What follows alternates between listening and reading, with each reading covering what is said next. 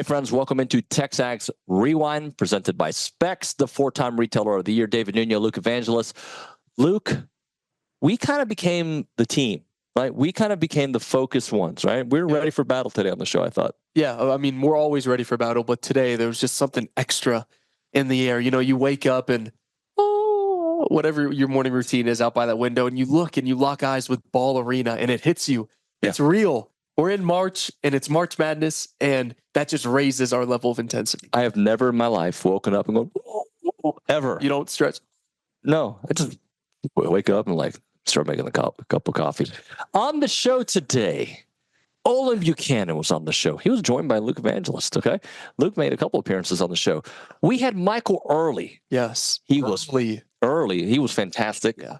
I didn't ask you, what was your favorite part of the show? Pat Bradley. Really? Yeah. Did you listen? Yeah, I did. Okay. Because he read my mind about the whole Gonzaga-Georgia matchup, and I mean, Georgia looks good. Hell yeah. And my favorite part of the show, because I like to keep my job, is Billy Liucci, who watches these rewinds. He actually watches them, the Spanish version and the English version. It is the TexAgs Rewind. Check it. Yeah, they were focused, and I don't know what the byproduct of that is, but I think it's fair to assume that they've been reading what other people have been saying about them, whether that be people in their own fan base, which isn't exactly the most positive environment at the moment. Yep. But I think it was more so what the media is saying. Anytime Yale was brought up, Henry Coleman was very assertive in the fact that they know what it's like to be the underdog. He mentioned people told Wade he was too short to play college basketball. Everyone on that team has been doubted at some point, and they know what it's like on the flip side to be that underdog. So they are trying to attack this game as if they are the underdog, because quite honestly, that's what the experts are picking. Yeah. Everybody is saying that Yale is the trendy upset pick given the Ivy League history, given Yale's history, and given how these styles clash. And so I think that's how I want A&M to attack this matchup of, okay, everyone's disrespecting us. Let's play with the chip on our shoulder. I don't think the way that I saw them reacting yesterday, I don't think that could hurt their preparation. Right. I think we saw a lot of that last year. We got light problems everywhere. In Memphis, right? Or we were in a hotel with, and I know fans are different, but we were in a hotel with a ton of Nebraska fans. Yeah. And I guarantee you not one there thought Nebraska was going to lose. Yeah. You know, they were all just overlooked. Okay. And A&M came out and just, swept them off the court.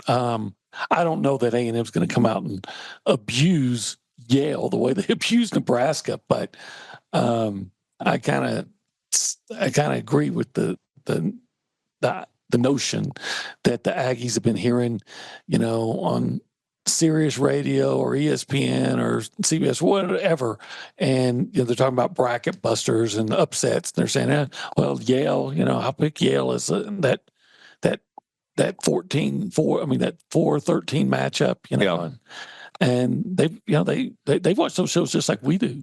Yeah, the season's been a tough start, but it's a play or two in these games that have made such a difference. If this play goes that way or this play goes this way in another game, we're talking about a completely different vibe, which to me means you're potentially on the cusp of getting things right.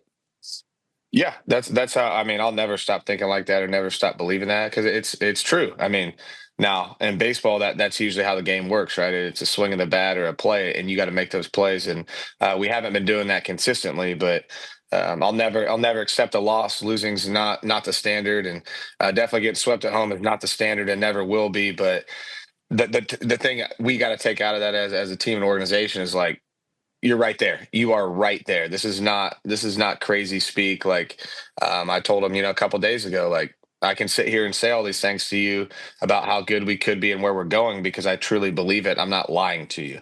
And they believe it too, man. They're locked in. They're ready to go. Again, we had a great practice last night and just ready to roll tonight. Is it difficult to insulate yourself, your team, and yourself from what people say, even good and bad, right? Preseason to now, is that a difficult thing in today's kind of modern era of social media and media just kind of everywhere? Yeah, I'm sure it is for them. It's not for me. I've been in a bubble all year, which is something I've never done.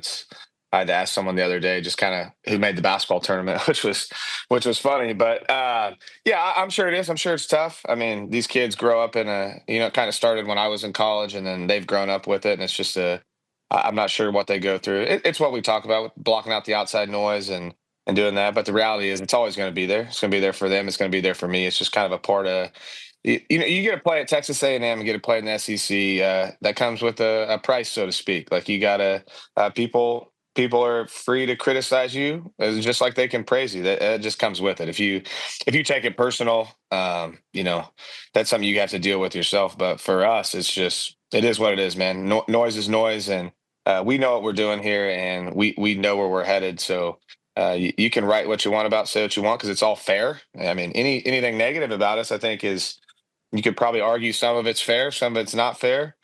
I'm not sure what it is, but all I know is I love this team, and I love where we're headed.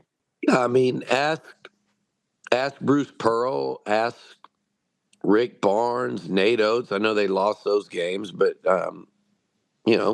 Purdue, Texas Tech. I mean, A&M's played some of the best teams in college basketball this year, and they've won their share of them. And the ones they've lost have quite literally been final minute games. I mean, the only one that wasn't against a top tier foe was Florida. Florida took it to them, but you look at Bama, Auburn, Tennessee, so 1 and 2 seeds plus Florida, and 3 of those 4 games, A&M gave the opponent all they wanted, winning one of them. And then you look at the teams that are kind of on that, more of that Michigan line, in terms of Michigan lost, and they're playing better ball right now, but they heated up during the tournament. Heading into that, Michigan fans were pretty down on Dusty May's squad. They were questioning, everything about the hire at a certain point this season. Now they're playing, like I said, much better ball, but look at kind of that level of team. They lost to Oklahoma. They lost to Arkansas. A&M's 3-0 in games against those teams. Tough, hard-fought games. I think Missouri is around that level as a 5 or 6 seed. Ole Miss is around that level. Win-win. Very difficult wins. I mean, count Oklahoma, and 3 of those 4 games are essentially buzzer beaters, So you can kind of know what to expect if they get into the second round. I think it's going to be an absolute dogfight. But I think A&M is very battle-tested in that regard. Not that Michigan's not in the Big Ten, but I'm talking about literally these final minute, final possession type games. I like A&M's chances to get out of there, David. I really do. And it's not being overly optimistic, I don't think. And I think A&M's got the best resume by far in that region. They're the most proven team in that region. Doing wonderful, man. So you got to see A&M up close and personal last week. Not their best performance against Texas. Actually, it was a really good game. It just Texas just made more plays down the stretch, and A&M had some unfortunate incidents. When you look at this A&M team, the way they played down the stretch, how much do you read into the last month of the season and what's going to happen here in this NCAA tournament? You always like to think it's a sort of a reset or a recharge. When you start the postseason, obviously, the SEC tournament was a heck of a battle, and overtime. But I think that Texas A&M is, we know what they are. They're one of the teams in our league where you know exactly how they're going to play, what they're going to try to do. And that's how they win games. That's why I think so many people may have them going deep, because they don't have to play great. They don't have to shoot the ball great to beat you, because they're such good defensively and in offensive rebound. And that's every time that's where they're going to kill you. Pat, this Yale team does a lot of the things that worry A&M fans because A&M is vulnerable against the three-point shot, right? Yale hits at a very high clip, almost 38%. They are very efficient offense. When you look at this Yale team, what makes them such a trendy pick for an upset? Well, I think maybe some of it was last year's game when they beat Auburn, but you tend to get, that's the danger sometimes of playing